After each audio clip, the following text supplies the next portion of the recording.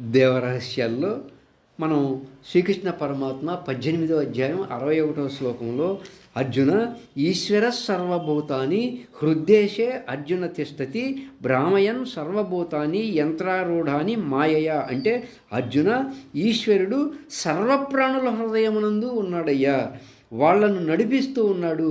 ఎట్లా? ఈశ్వరుడికి ఒక పేరుంది. ఏం పేరు? పశుపతి. ఆయన్ని పశుపతి అంటారు. అంటే స్థూలదేహాలన్నీ పశువులు, వీటికి స్వయంగా వ్యవహరించే శక్తి లేదు. సూక్ష్మదేహం లేకపోతే స్థూల శరీరం జడమై పడిపోవాల్సిందే. స్వయంగా వ్యవహరించే శక్తి స్థూలదేహానికి లేదు. అందుకని స్థూలదేహాన్ని పశు అని పిలిచారు. అయినా వ్యవహరిస్తూ ఉన్నాయంటే వాటికి ఆ సామర్థ్యం ఎలా వచ్చింది?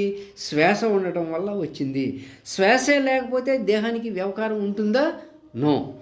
మరి ఈ శ్వాసను ఆడించేది ఎవరు? మహాకారణం శ్వాస దగ్గర ఉన్నటువంటి శబల బ్రహ్మ ఈశ్వరుడే శ్వాసను ఆడిస్తూ ఉన్నాడు.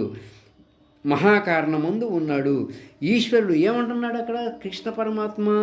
ఈశ్వర సర్వభూతాని హృద్దేశే అర్జున తిష్టతి. మరి ఈ శ్వాసను ఆడించేది ఈశ్వరుడు మహాకారణమందున్నాడు. ఈశ్వరుడు హృదయమునందు ఉండి సమస్త జీవుల యొక్క దేహాలను శ్వాస అనేటువంటి ముక్కుతాడు వేసి ఆడిస్తూ ఉన్నాడు. అంటే ఆ ముక్కుతాడు పట్టుకొని ఈశ్వరుడు ఎక్కడున్నాడు?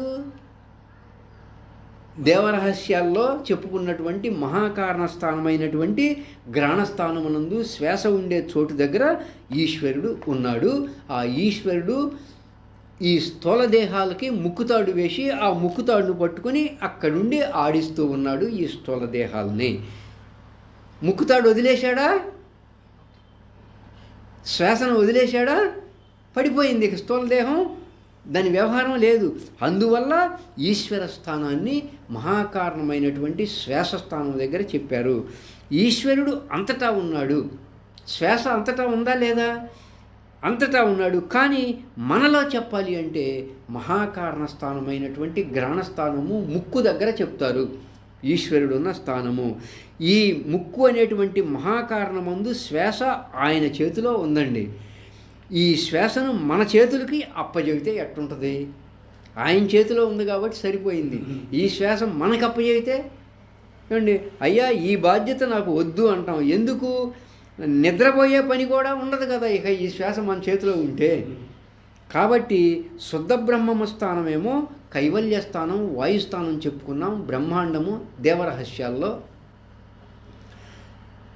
శుద్ధ బ్రహ్మము యొక్క స్థానమేమో కైవల్యము, వాయుస్థానం కంఠస్థానం దగ్గర చెప్పుకున్నాం.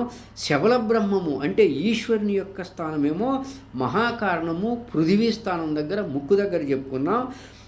శబ్ద బ్రహ్మము స్థానమేమో పెదవుల నుంచి కంఠము వరకు ఉన్నటువంటి ఆ నోరు స్థానం దగ్గర చెప్పుకున్నాం. అవిద్యకు బద్ధుడై ఉన్నటువంటి జీవుని స్థానమేమో అగ్నిస్థానమైనటువంటి నేత్రము దగ్గర చెప్పుకున్నాం. అంటే జీవుడేమో నేత్రం దగ్గర, శబ్ద బ్రహ్మమేమో నోటి దగ్గర, ఈశ్వరుడేమో ముక్కు దగ్గర, శుద్ధ బ్రహ్మమేమో కంఠము దగ్గర చెప్పుకున్నాం. ఇది దేవరహస్యాల్లో ఇంకో ఎపిసోడ్.